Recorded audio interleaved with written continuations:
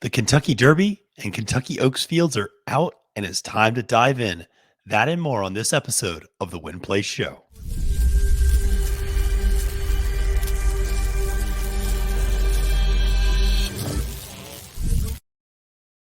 Salutations and welcome, friends, to another episode of the Win Place Show. I'm your host, Matthew DeSantis. You can find me on Twitter at the handle at Failed to Menace. Well, welcome to the Win Place Show, which is a program devoted to all aspects of horse racing and handicapping that is proudly part of the Trust the Profits Media Network. Now, before we dive into what is a jam-packed week of news here in horse racing, make sure to press that subscribe button. We're closing in on 10,000 subscribers here at Trust the Profits. You don't want to be on the outside looking in. Subscribe to the network. You're going to get a ton of content. You're going to get weekly race recaps. You're going to get handicapping news. You're going to get live betting. You're going to be getting all sorts of graded stakes analysis. You're going to get capping the card. You're going to get the best guests from across the industry joining all of us on the network on various programs. So we really do have something for everyone here, no matter what your skill level is in horse racing. Maybe you're just entering the sport, whether you're interested in certain national circuits, regional circuits, you're interested in international racing, we have something for you. So press that subscribe button. Also, like the video if you don't mind, helps us spread the word, and comment below with what was your biggest takeaway from the last weekend and what you're looking forward to on this big Kentucky Derby week. All right, well, let's dive into what is a jam-packed week of news, and let's not bury the lead. We're going to get to the Kentucky Derby. We're going to get to the Kentucky Oaks for sure. Before we do, just want to say thank you again to all of you out there who have been giving along with me and contributing to our 20 for 20 campaign, $20 to 20 different thoroughbred aftercare charities in the 20 days leading up to the Kentucky Derby. So we're actually on day 16 as you're watching this on Tuesday, May 2nd, giving out to new charities every single day. The really cool part is, listen, $20, 20 days, not that much. It's $400. The cool part is that $400 that I'm giving has been parlayed 10, 20 times over by all the other people out there who've been giving as well. And that is a real meaningful change to those people who are doing such great work in the Thoroughbred Aftercare Alliance industry. So make sure to, if you can give, please give. If all you can do is spread the word, press a retweet, let your friends know about these sorts of organizations, hey, that's a huge help as well. It's not just about money, it's about awareness. So thank you again to all of you out there helping out with the campaign. Well, like I said, let's dive into the Kentucky Derby and Kentucky Oaks fields that were drawn on Monday. And that's why we've held the Win Play Show back a day, because we knew there was going to be a ton of content coming on Monday. So I wanted to come out here Tuesday morning, digest all of this information for you so you have something to talk about around the water cooler and to discuss with your friends in horse racing. And listen, let's dive into the Oaks field first, and let's talk a little bit about this one. So the Kentucky Oaks field of 14 horses, obviously one of the bigger things here, I think, is the omission of certain horses.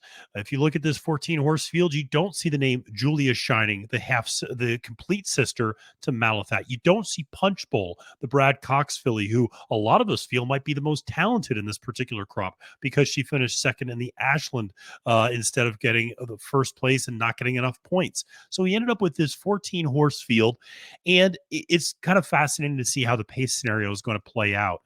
We look at a horse like Botanical, the number 6 horse for Brad Cox. This is a horse that is absolutely going to go out to the lead early and particularly drawing a little inside some of the other speed. So you're going to want to look at a horse like Flying Connection, another horse like Darth Vader, the 10 and 12 horses. They're also going to be pretty forwardly placed, but they drew to the outside. So I think Botanical is going to send from the inside with Chris Landeros aboard. Flying Connection, Darth Vader probably stalking, maybe decide to take it to her if she's setting too reasonable of fractions, but I think there's a little bit of pace to suggest this is going to be a little bit of a faster Kentucky Oaks, maybe not quite as fast as last year when you had Echo Zulu out on that front end running those really fast fractions early, but I still think it'll be a pretty fast pace, pretty mischievous, drawing the far outside, the number 14 post. That's a filly I really liked going into the day. The 14 post, not great. It's not the worst thing in the world. It in a 14 horse field, breaking 14th isn't, like I said, the end of the world. It's maybe not ideal. She is more of a stalker, so she'll be able to kind of slot in. But the key with her is she doesn't want to get caught too wide. So I think that's certainly something to watch for. as well. But with this sort of a pace up front, I think the horses you really want to look at is the number 4 South Lawn and the number 7 Wet Paint. I think those two make a ton of sense. And I think that a horse like South Lawn, Raylu Gutierrez, this is a horse that just seems to be getting better. I have a lot of trust in Raylu, 8-1 on the morning line. You're getting a decent value there for that type of a horse. And then you look at a horse like Wet Paint. I mean, I'm not sure that Oaks could set up much better for the morning line favorite. Listen, on top of the fact that there's going to be a lot of pace for her to presumably run into, she's a deep closer. She's going to make that stunning turn of foot at the end. Here's the other kicker is right now the forecast in Louisville, 60% chance of showers on Friday, Oaks Day. What do we know about Wet Paint? She likes wet surfaces. She is very, very good in the slop. And so if it does get sloppy by the end of the day on Friday, Oaks Day, I think Wet Paint certainly is a horse to consider. That said, that kind of does hurt, I think, another horse that's a little intriguing, Defining Purpose, the number 11 horse, 12-1 on the morning line. That's something I like that horse a lot. That Ashland was a really big effort. The problem was, if you look back, she didn't run quite as well on the slop the previous two times out. And one of those was against Wet Paint. So hard for me to see her improving upon that this time around and turning the tables on Wet Paint. Also, there might be a little bit more pace in this race than Defining Purpose might want, because she might get sucked up a little too close to that pace early on, may not just sit the right trip. But she's a filly I really liked in that Ashland at a big price.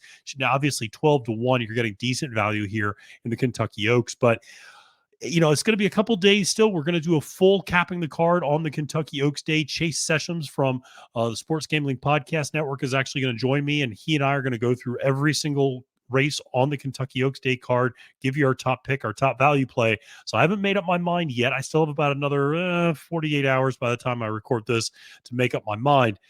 But what I will say is I think Wet Paint is in certainly a very advantageous position here.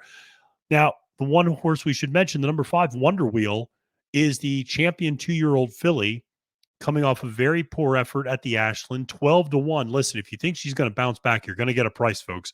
12-1 on the morning line. I think she gets bet down from there quite a bit, just because people are going to be familiar with the name. Some of these other horses might float up a little bit. But to me, I'm looking at Wet Paint. I'm looking at Pretty Mischievous. I may even be looking a little bit at Affirmative Lady, Graham Motion Horse, who I like a little bit to finish come running underneath, and then South Lawn as well. Those are the 4 that I think I'm most interested in this particular race, just because I think Botanical, Flying Connection, Darth Vader might be putting a little too much pressure on each other up front. Looking for those horses sitting stalking mid-pack closing, I think are going to be a little bit more effective.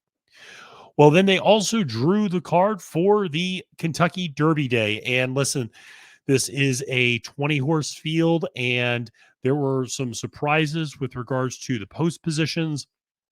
And we'll start with the favorite, Forte, 3-1 on the morning line, set by Mike Battaglia. Forte drawing post position 15. Historically, not a bad post position, actually about a 10% win rate from that post position 15, but is a little further outside. I think Forte does have to worry about, does he get caught wide? Remember what happened in the Florida Derby. I don't mean at the end of the Florida Derby. I mean the beginning of the Florida Derby. Irad Ortiz Jr. and Forte tried to gun it and get to the lead from post position 11, and it didn't work. And so what did they do? They took back. Now, this is going to be an interesting thing. Now, they're going to have a lot more time to run up into that first turn. At the Florida Derby, if you remember, that run up into the first turn is really short. Now they're going to have a full home stretch to really run into that first turn at Churchill Downs for the 1.25 mile Kentucky Derby. So Forte might be able to get a little bit more forwardly placed and tuck in a little bit better than he did in the Florida Derby, sit a better trip. But certainly from that 15 post, you always have to be worried, how wide do you potentially get caught going into that first turn, especially for a horse in Forte who up top with Violence, there's some questions about whether or not Violence progeny can get the distance. I think Forte can, but getting caught wide is probably not advantageous. Obviously, you also want to look at a horse like Tapit Trice, the top Pletcher horse, 5-1 on the morning line is the second choice. I don't love this post position for Tapit Trice. The more I've been thinking about this, the more I don't like it. This is a horse that gets off a little slow, is surrounded by speed too, verifying from the 2 hole. 2 fills has tactical speed from the 3 hole. The number 4 post, Confidence Game, probably going to send. King's Barn right next door, going to send. Reincarnate, going to send. Mage, if the mage can get off well, has flashed that speed. Practical Move is going to want to be pretty forwardly placed. A lot of speed on the inside of these draws. And so I'm worried for two reasons. One, Tapatrice is going to get shuffled back, I think, quite a bit. And then two, Tapatrice is going to get trapped inside. Now, if you're a glass half full person, you're going to say, well, Matthew, listen, the shortest way around the track is the inside rail. You can save all the ground and you can have the best trip in that regard because you're saving all the ground. Let these other horses go 10, 11 wide going around the third and fourth turn, which is something we always see. Well, here's the thing. Tapatrice, from the pedigree to everything we've seen from this horse, actually Tapatrice is the horse that you would actually prefer to run 10, 11 wide, quite frankly, because he can run for days, it seems like. Thing about Tapatrice is he does not seem to like inside trips. Luis Saez has been very, very deliberate every time he rides this horse to get this horse in the clear, get this horse on the outside, get this horse away from much other traffic and kickback. Now you're going to be on the inside. You're going to be taking a ton of kickback and you're going to be sitting mid-pack at best. I'm just worried about that combination of things for Tapatrice. I've never doubted his talent. His talent is undeniable. I doubt the trip he's going to be able to carve out for himself in the Kentucky Derby. That's why I've always been hesitant to embrace Tapatrice, especially until we saw post positions. Post position 5, not the worst, but I'm still worried about the way it's going to play out. I actually don't mind verifying number 2 hole. He's going to gun it. Listen, he's going to go. We're going to talk a little bit more about this pace because I think different people see it in some different ways. Obviously, one of the big storylines, Derma Sotogake, the Japanese horse, 10 to 1 on the morning line, fourth choice with Practical Move, draws the 17 post. 17 post, of course, has never, and I repeat, never won the Kentucky Derby. In fact, it has the longest drought of any post position, even hitting the board in the Kentucky Derby. Not hit the board since 1988.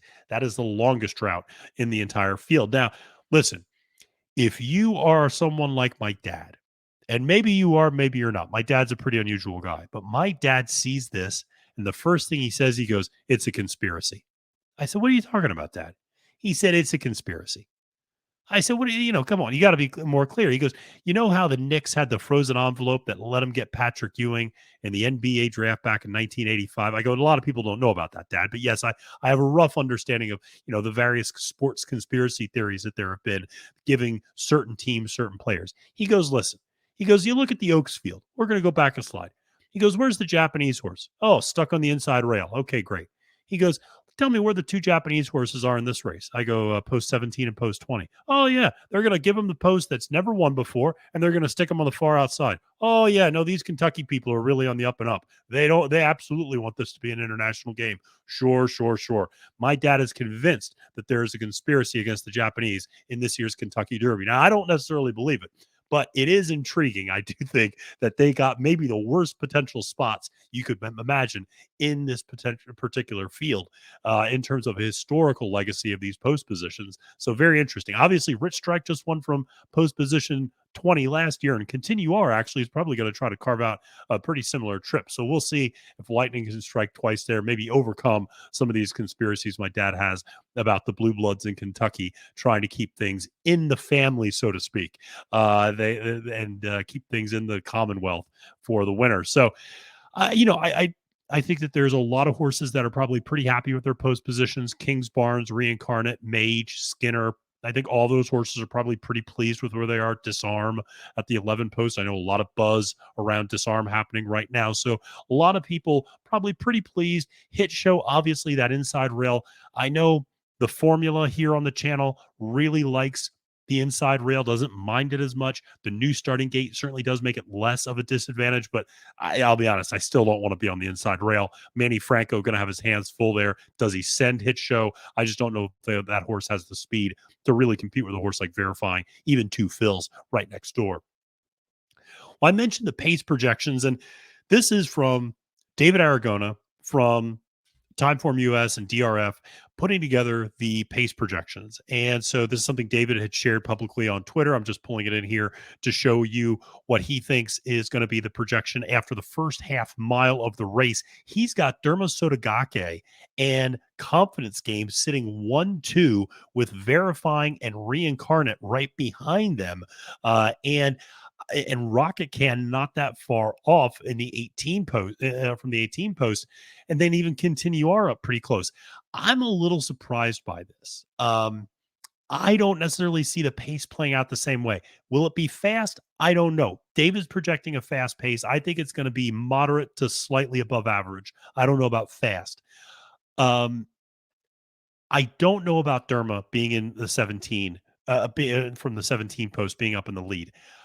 I do think Derma's going to want to send a little bit more. I think the jockey, Christophe Lemaire, is going to want to go with Derma Sotogake, try to save a little bit of ground, cross and clear a lot of horses. I don't know if he's going to be that aggressive to get to the lead. Remember, Derma Sotogake won the UAE Derby because he pulled the inside rail and because there was no speed in that race, and so they got aggressive.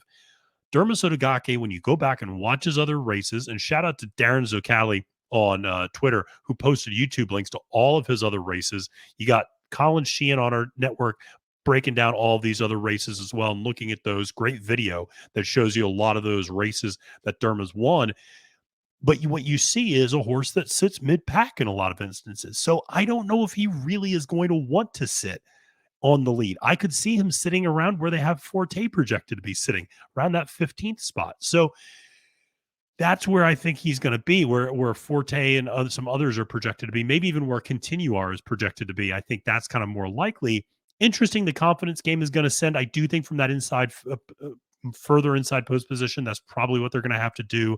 Ultimately, I think a horse like Verifying gets to the lead. I think a horse like Kings Barnes probably wants to get a little bit further up than what David has projected here. But it's like I said, it's interesting food for thought. And I think everybody that I've talked to about the pace projections has somebody slightly different on the lead.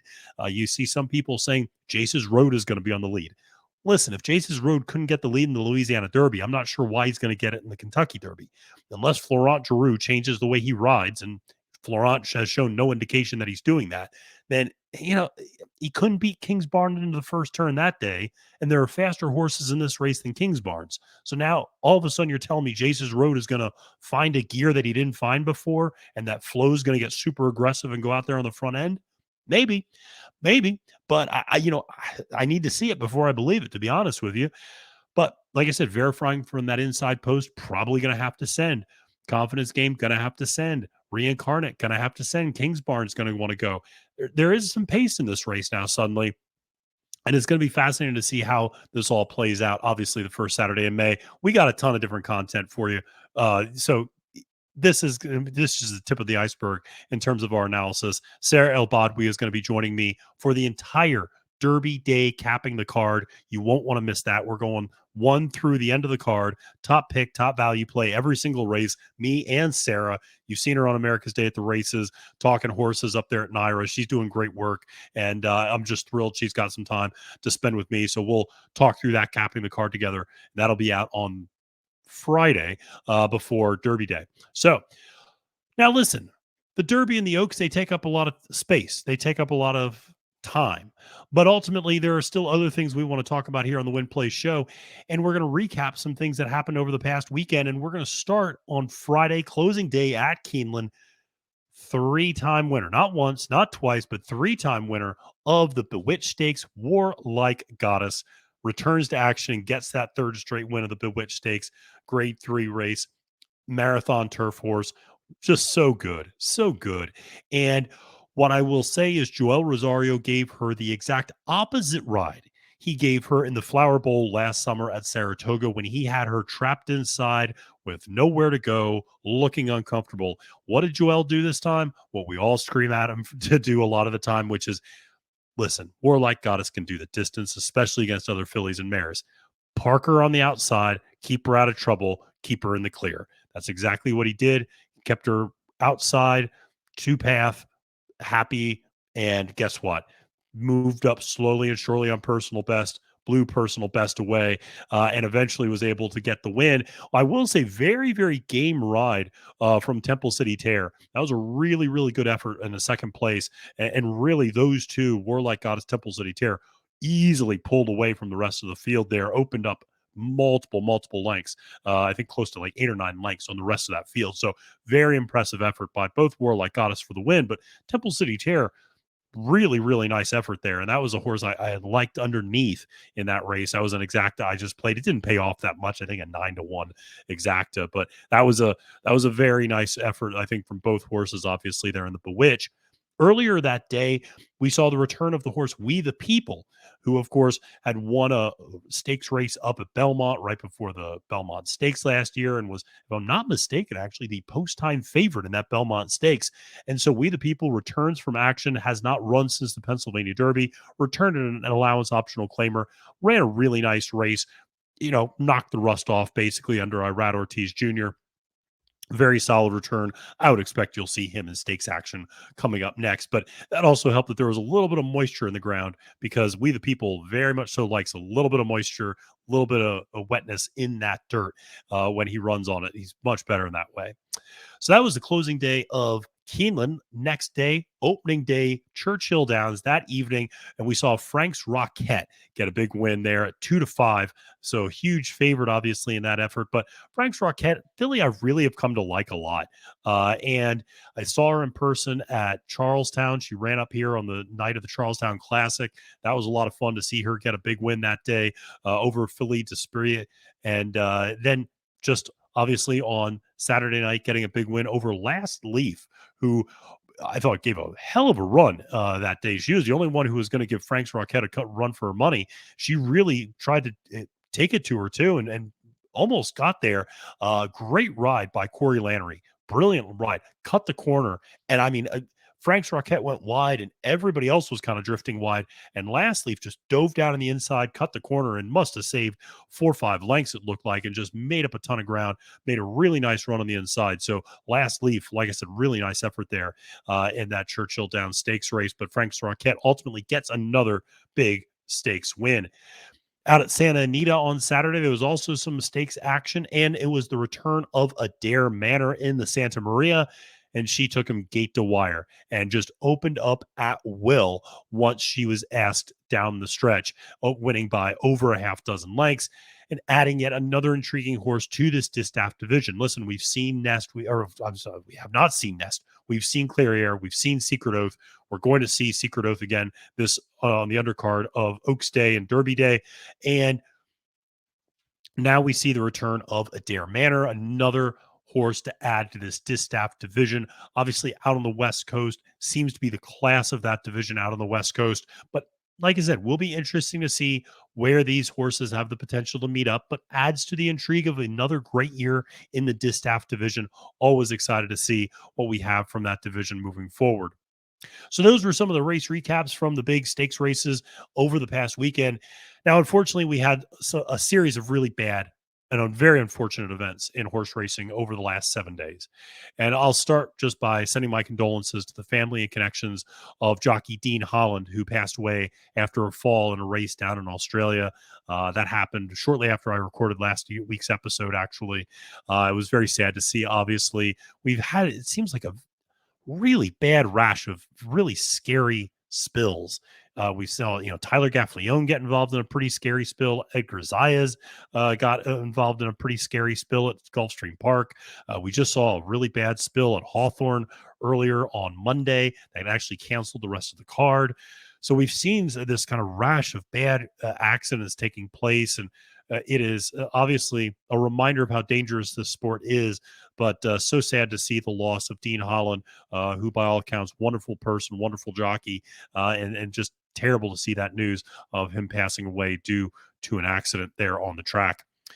Well, the other piece of news that was, like I said, quite gutting was the euthanizing of Wild on Ice, who was slated to win a run in the Kentucky Derby. And after his final workout during the gallop out, was pulled up by his jockey, Ken Tohill. And it was discovered that he had a pretty severely fractured bone in his left hock. and it was at a very bad location, according to the equine veterinarians. And the decision was made to euthanize Wild on Ice at the medical facilities in Lexington, Kentucky. And a very sad day, obviously, to see a horse who was on the precipice of running in the world's biggest stage in the Kentucky Derby, especially a horse who so many people viewed as a really inspirational long shot, winning that Sunland Derby and coming to the Kentucky Derby and that's going the same route that Mind That Bird took several years ago. And it was, like I said, just a very sad day to see. But I have to say the class of his owner and breeder, Frank Sumter Sr., was just exuded in the quotes that he said. He was quoted as saying, "I cried with Joel Marr this morning. It's a sad situation because this brought us so much joy." And he just said, he goes, "I'm just heartbroken for Joel Marr and his staff who practically live with this horse. We are blessed to have him because he's a magnificent trainer, and Ken Tohill has a great rider." And it is. And he went on to say, and I quote, "Sure, we're heartbroken, but if this had to happen, it's better for this to have happened this week rather than in the middle of next week when no other horse could get in. It's like Rich Strike this year. I'm happy for the owners of Skinner, and I praise the Lord for them." To show that amount of gratitude after you've just had this gut punch of an event take place when your horse that you've really bet big on finally gets on the big stage, and to lose the horse in such a awful way, but yet still have the grace and gratitude to acknowledge another team of individuals being able to come in and run their horse in the Kentucky Derby, and Skinner's connections really speaks to the class of Frank Sumter Sr. and certainly a great horse person, Joel Marr, all the people who loved and cared for Wild and Ice, obviously sending our regards or condolences. This is part of the reason why we give money to these sorts of thoroughbred aftercare alliances, so that horses can be watched after they leave the track. Perhaps they have an injury that's not as severe as Wild and Ice, but it limits them from ever being able to run again. We want to make sure they're being cared for. And this is just, like I said, a very sad story, and is certainly sending all of our heartfelt condolences out to those connections. Well, unfortunately, the bad news continued in many ways, as maybe bad news comes in threes, as we had the death and passing of Havre de Grace. Now, this was by relatively natural causes. She passed away at the age of 16 years old. But Havre de Grace, of course, the former horse of the year, uh, like I said, passing away at the age of 16, 2011 horse of the year, 9 for 16 winning in its career, 15 for 16 in the money, including winning that grade one Woodward Stakes back in 2011 when she was the horse of the year. So really, obviously sending our heartfelt condolences out to those connections and everybody who watched after her and cared for her throughout her career. A legendary horse. And so obviously a slate of bad news there in horse racing. But listen, I want to end on a little bit of good news. And the good news was I saw something really great this weekend.